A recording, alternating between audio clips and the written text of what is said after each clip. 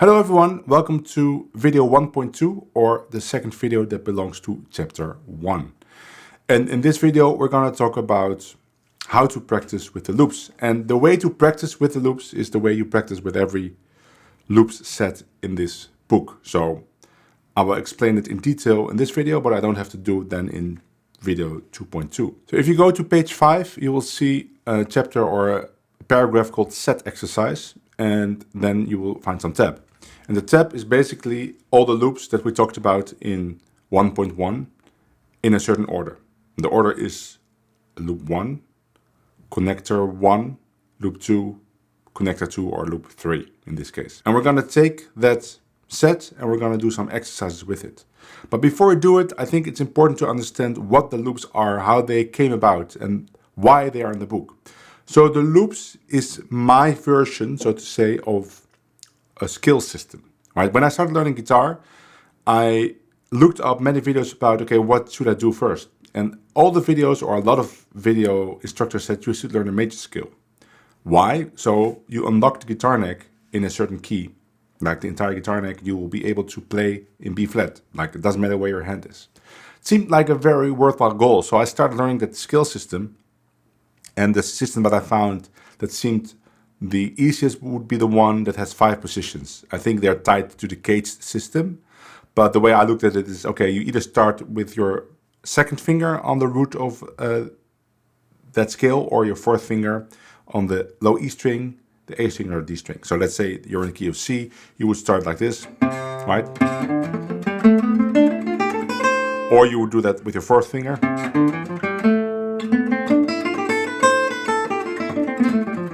And you would do the same thing on the A string. So second finger on C. Or fourth finger, so then it would be there. And then there's one more where you start with your second finger on the D string.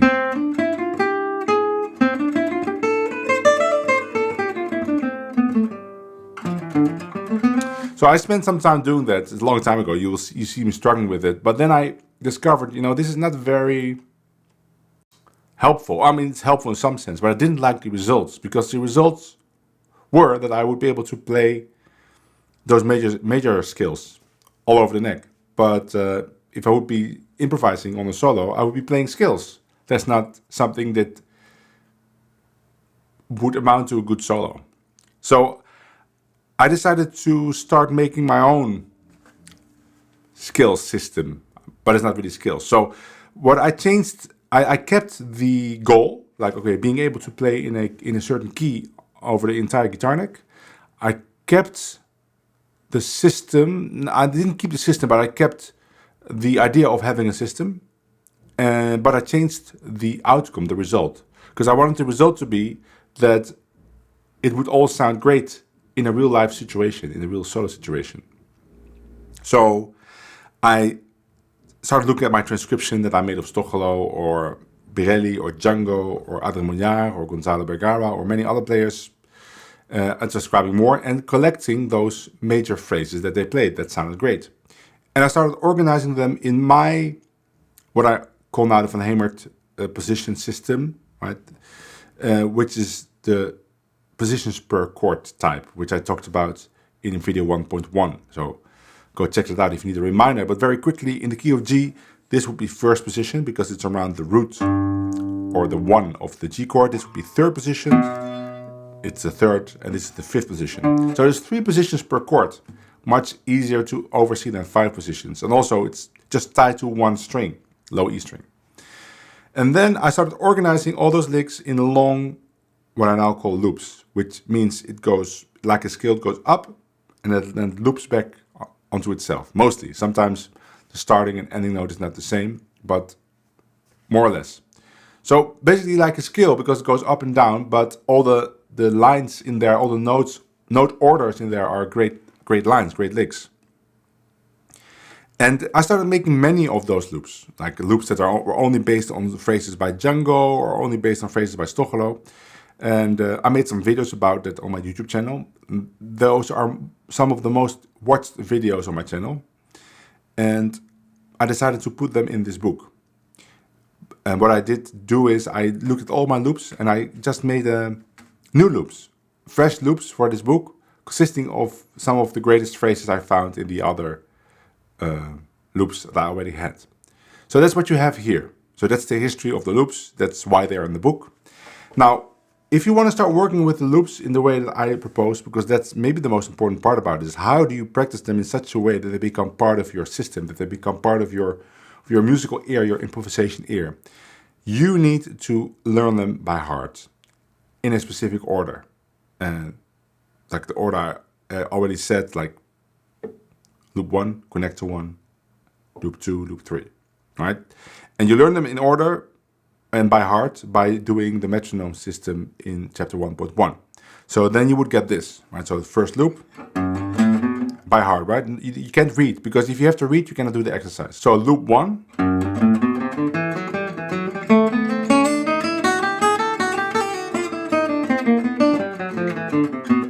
Connector 1.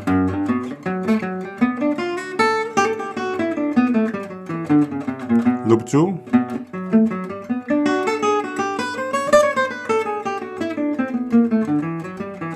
And loop 3.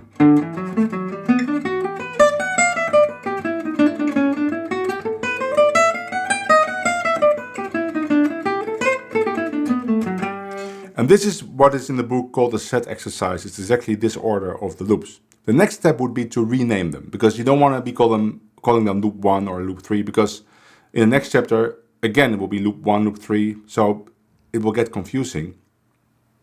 You want to be calling them by the positions they're in, right? Because you realize, okay, I'm on G major, so this first loop is on or in the first position of G. So to call it first, right? Something that you could say quickly.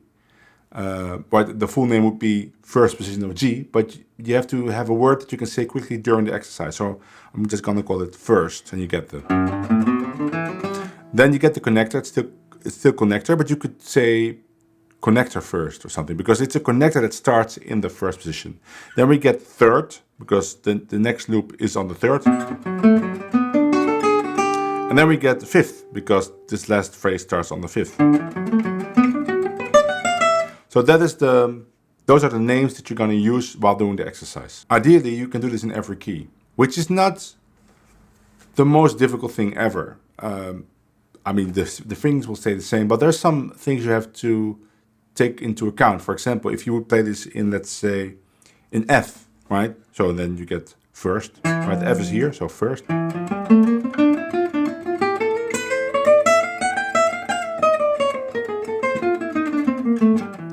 Connector, but the problem is we would end up here, which is not very handy. It's also not connecting to anything, because the next phrase, the third, would be here. So in this case, it would be better to play the connector low. So you get one open string, which we would normally try to avoid, but in the case of F, there's only one. So you have to figure it out per key. So let's say we're in F, we end it here. Connector, jump.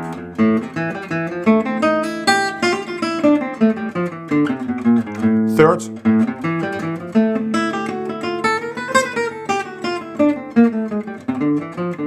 Fifth.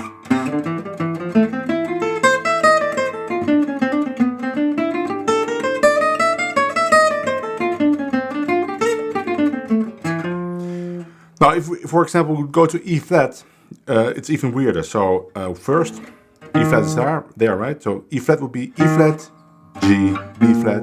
Okay, first.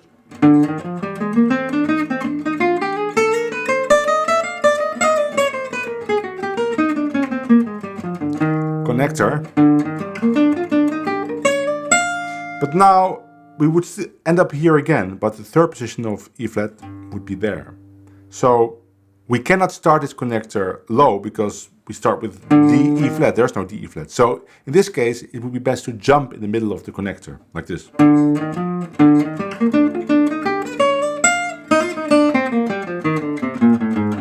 And then we're in position for the third and fifth. So you have to figure this out per key where you can jump. I think for this particular loop system, you have to jump in the middle of the connector for E flat, for E. For D flat, for example, you have to jump for the third, right? So you play a D flat, let's play the connector. Now you could actually jump here. Yeah, I would do that. For D flat, I would jump there, so.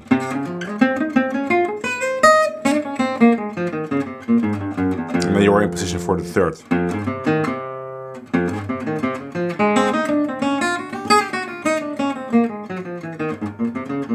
Fifth.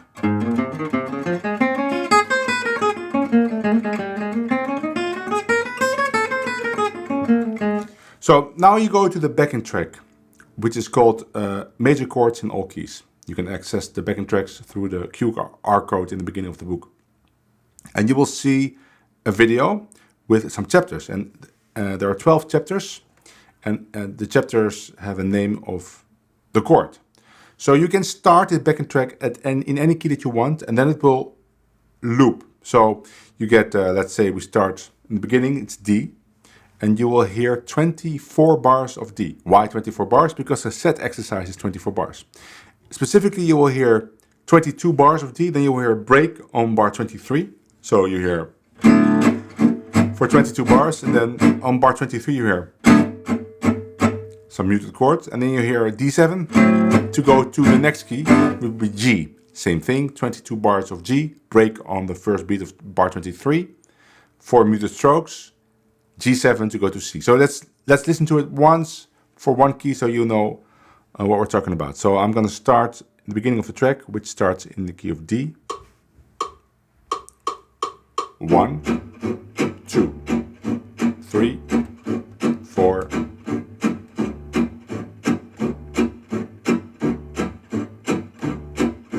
9,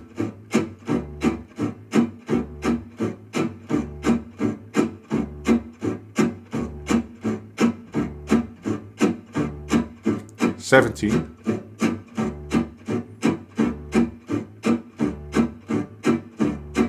22, break, D7, G, right? And then the same thing. Now the set exercise in this chapter is exactly 24 bars. So if you play everything correctly, then you would have the last note exactly on the break. So you always know when you're correct. Also, when you use the backing track for improvisational purposes, which I will also talk about, then you will know when the key is going to change. That's easy. Furthermore, the chapters will enable you to start in any key you want. So if I want to start in the key of C, I just press the chapter for C, and what you will hear is 2 bars before, right? You hear the break. So that's, I want to start in G flat. G flat, right? That's easy. You can start in any key you want. And also, it lists 12 keys here, but then it will loop. So I didn't put chapters for that because, well, you only need to start once. And then I think it loops maybe 3 or 4 times. 20 minutes is the backing track, so it's a long time. So what you're going to do is, you're going to go through all 12 keys, at least. Try it without mistakes. And every time you make a mistake, you stop, you think about it, and you press the chapter for the key that you stopped, and you do it again. But for this, you need to be able to do it by heart. But you also need to know what the next key is. But I don't want you to calculate that. I want you to use the cheat sheet. So if you go to the back of the book, there will be a cheat sheet, circle of fourth cheat sheet. So so circle of fourth cheat sheet, right? And this is basically the order of the backing track. So if you look at the last column, which is purple or kind of pink, purple pink, you see it starts D6 and then the next key is G6, C6, F6. And I want you to use a cheat sheet while you're doing the exercise. Why? Because I'm trying to mimic here a real life situation in which you know the song you're going to play. You know the chords of the song, right? You never have to calculate the next chord. You play Let It Be Good. You know the second chord is C7 and then it goes back to G. So you're not calculating anything. You know what is going to happen. So you can focus purely on what am I going to play. Same here. So you look at the cheat sheet for the next key. So you know, okay, I'm now on F, next key will be B flat. But you still have to think about all the other things. The order of the loops or the licks. You have to say what you're going to play before you play it. You have to say first, or connector, or third, or fifth. I want you to train the awareness of what you're playing, but you also have to know what are first, third, and fifth position of each key. And you have to take care of your timing and how clean you're playing it. So maybe only in this chapter I'm going to demonstrate the whole exercise once, because that takes a long time. I won't do that for every chapter, but because it's the first time you get this exercise, and it will be the same in all the chapters, but just different chord time. I'm going to do it. So for fun, I'm going to start on G, or for fun, I'm not going to start in D. The track starts in D, but I'm going to start in G because that's the key the book is in. So I'm going to press the G chapter. Okay. It starts immediately. And I'm going to just play the exercise. And when I mess up, I will stop and then talk about why I messed up, because the chance is high that I would mess up. Now, this is the normal tempo, which is 170 beats per minute. It's also listed in the description. I would advise you to start at half speed. So that would be 85 beats per minute. And you do that by clicking the cogwheel, go to playback speed and choose half. Now the backing track won't sound as good as it sounds full speed, but it doesn't matter, right? Because you're not making a recording here. It's just for practice. And then you can go to 75% or 0.75 speed. I think the end goal would be to be able to play it at 1.25, which is 213 beats per minute. If you can do this exercise at 213 beats per minute, you've mastered it. If you are insane, you can try it at 1.5 or even 1.75. But I cannot even do it at 1.75. I can probably do it more or less at 1.5, but I make mistakes. You can make so many mistakes. You can make mistakes remembering the order. You can make mistakes in the lick itself. You can make time mistakes. You can miss notes. There's so much stuff that can go wrong. But that's the point. I mean, don't feel bad about that. This exercise is difficult. Would be for everyone. So let me demonstrate it at just normal tempo, starting on G. Here we go. And I'm going to say out loud the stuff that you should say out loud. Here we go. Start on G. There. First.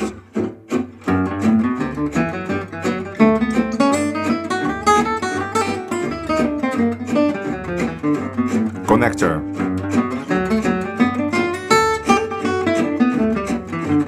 Third.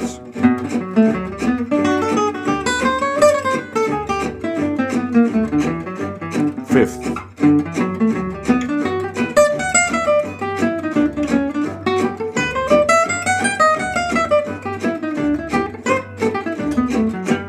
First of C.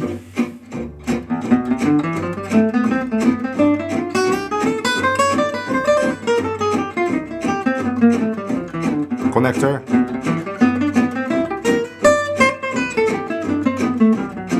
Third.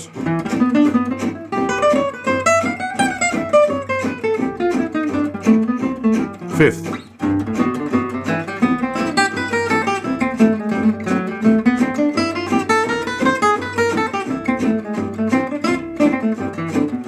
First of F.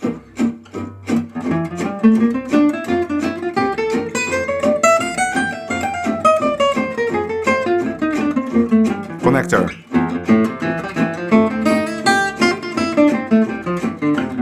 Third.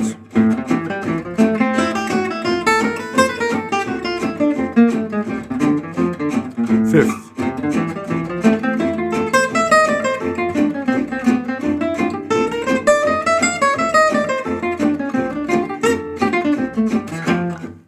First, B flat.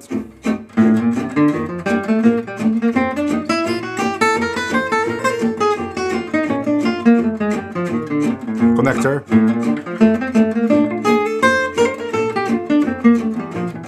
Third.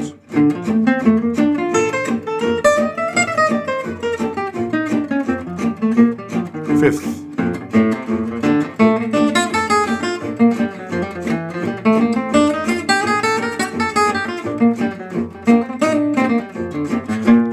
First, E flat.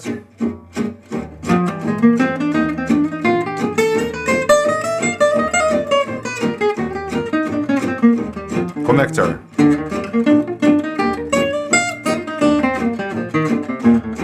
Third.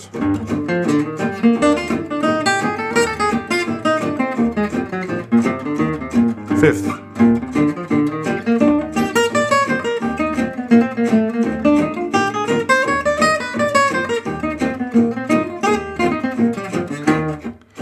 First, A flat.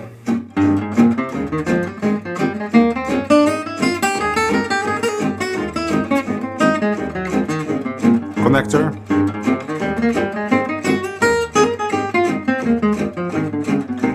Third.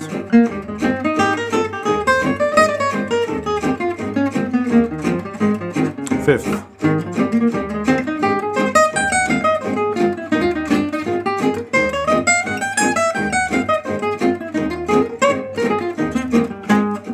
First of D flat.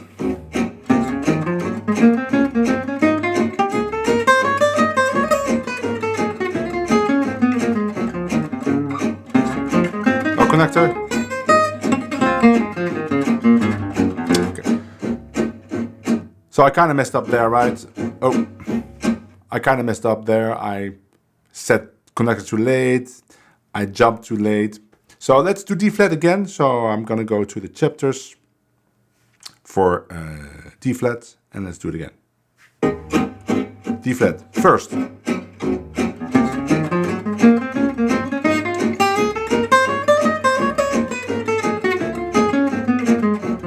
Connector.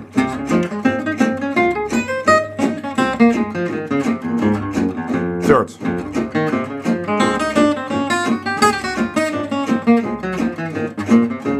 Fifth.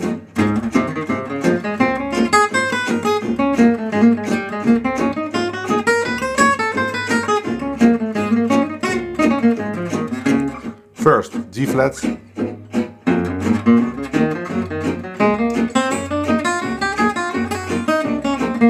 Oh! I messed up that loop, so let's see what went wrong. I didn't jump positions. Okay, let's start on G flat. Now you might be thinking, oh, he's faking making mistakes, but I'm not. It takes a lot of concentration to be able to do this correctly. Yeah, there's so much stuff you have to take care of. And also, the G flat is not a key I play in a lot, right? So I'm just not used to seeing the neck in that way. So let's do a G flat again. First.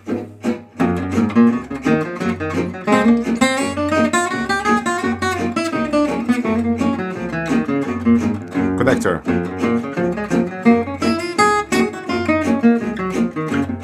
Third.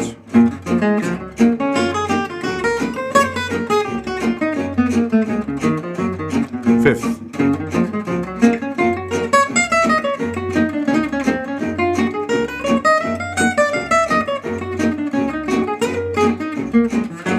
First of B.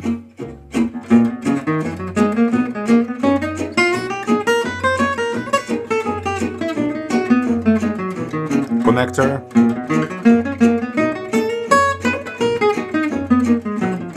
Third.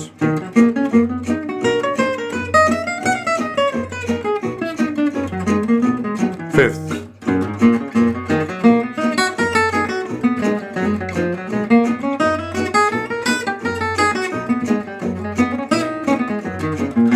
First of E.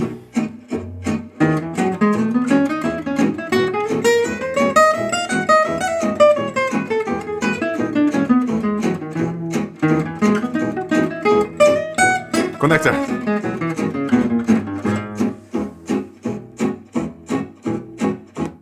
So I forgot to say connector there. So I should start again in E. I mean, that is also a mistake, because that means I was just playing mindlessly, not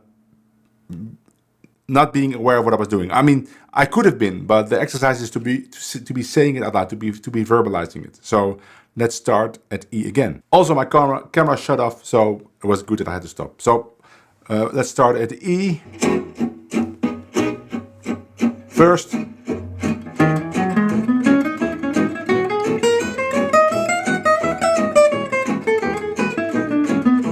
Connector.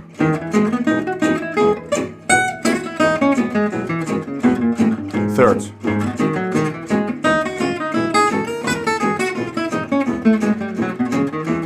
fifth,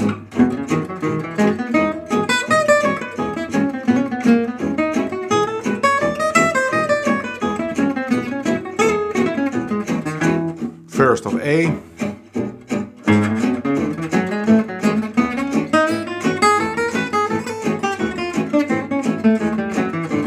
connector,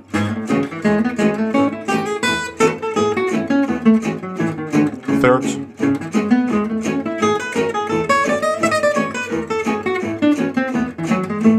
fifth,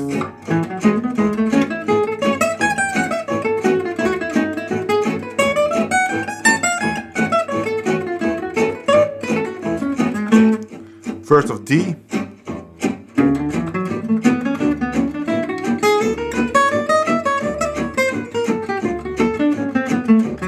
connector,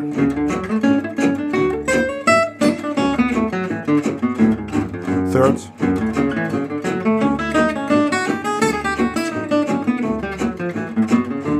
fifth,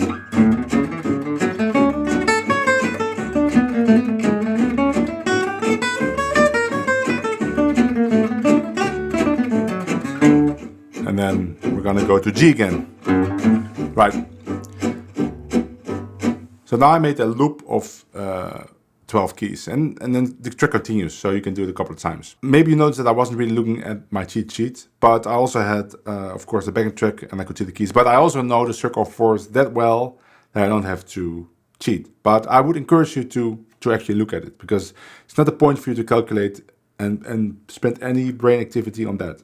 It's already difficult enough. Now, the goal would be to play it at 1.25. So let me just try a couple of keys and let you hear what that would sound like. So I'm gonna start now in D, right? And just start from the beginning. First.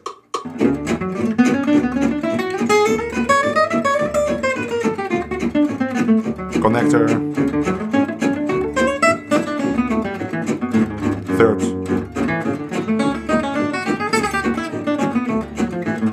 Fifth.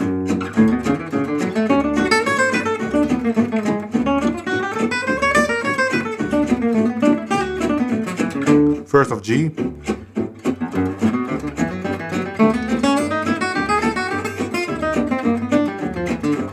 connector, third,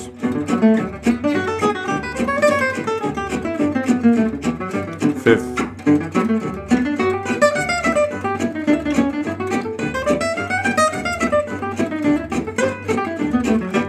first of C,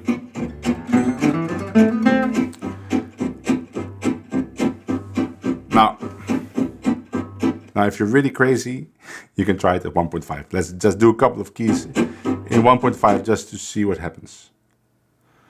I'm just gonna start in C. Oh yeah. I'm not gonna say anything now. I'll say it in my head because there's no time to say it. Do it again.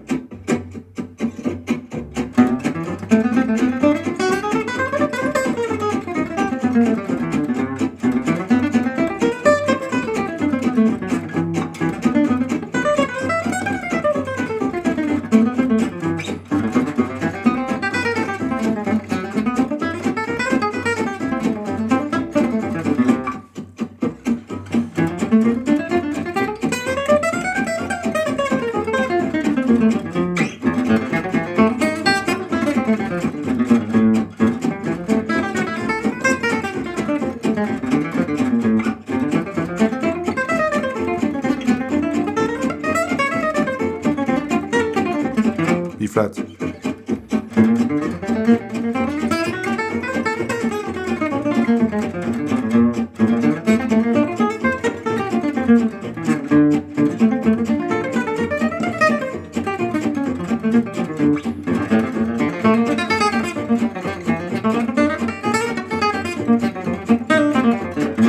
E flat.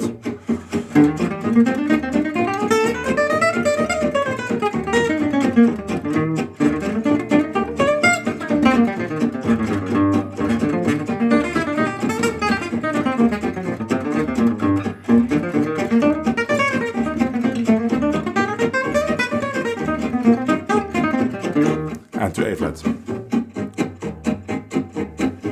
Now, if you can do it in that key, I mean, that's really something.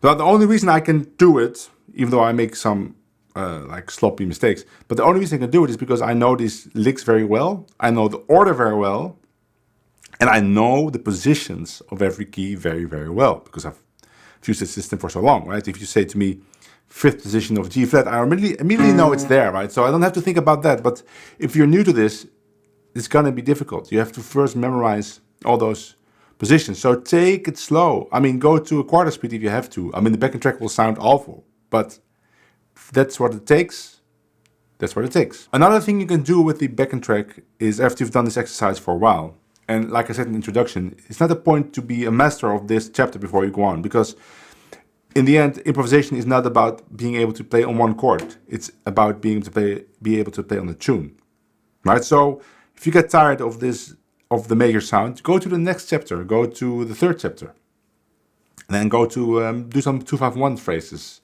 in the 4th chapter. But take your time, right? Stick with this as long as you are motivated to do it. But if you get tired, just go to another set of loops. So the other thing you could do with this backing track is just improvise using the material from the loops. So I will try that. And now you can be very experimental. It's not about being able to sound good all the time. Just take the loops, make some repeats, make some embellishments, start somewhere else, right? So for example, if let's say I take the 3rd loop of G, right? And just start there. Or play that twice.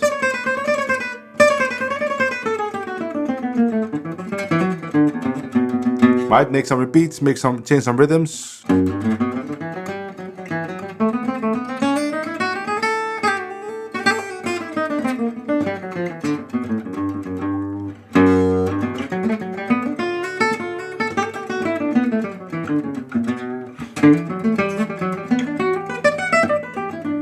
Something like that. For another thing you could do, by the way, is if you take the 5th loop, you can play the beginning phrase up until the Polish shaver major scale as triplets, like so 1, 2, 3, 4. You could do that, for example. Okay, let's just give it a little try. So I'll start in G, and let's see what happens. Oh, but let's do it in let's not do it in this tempo. Let's do it just normal tempo. G, right?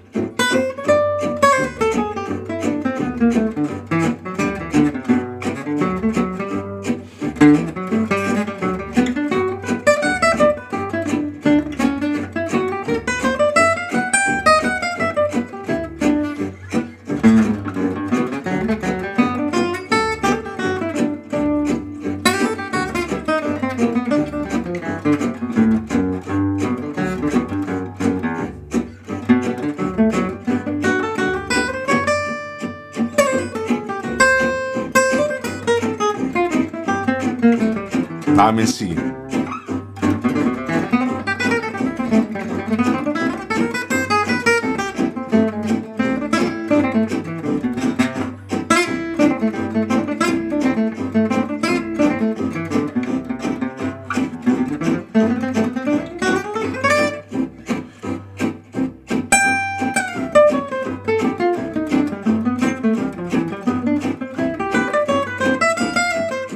F.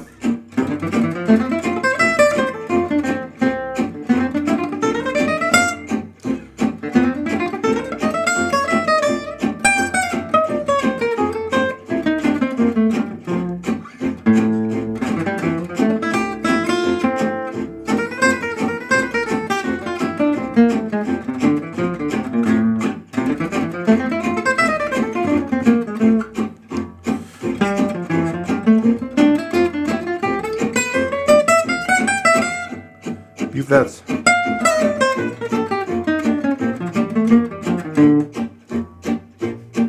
Just improvise. I mean, experiment with the phrases. You can also just slow it down, look at the phrase, say, oh, you know what, I'm going to try this a little bit, see what happens. And of course, you can also take your own major licks and make loops out of them and practice them the same way, because that's what we're doing here. We're just trying to get this material into our fingers and into our ears. And I promise you, if you do this exercise and you can do it, you will really start to feel this, and you really start to see these things on the neck. Like when I play that China Boy and we're in the bridge for the A flat, I just see all these phrases light up. But of course, these are just some of the phrases I know in A flat. I know lots of other loops, lots of other licks, but I organize them all in the same way. So if I'm here in A flat, in the third position, I just know a lot of stuff.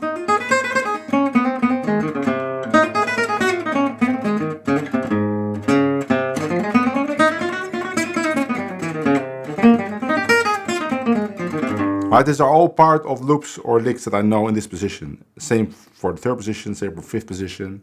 I know some connector phrases, and that's the way they are organized in my head. And that's how I'm trying to show you here. That's one way that you could organize things. Even things that you already know, you will probably start organizing them automatically once you start working like this.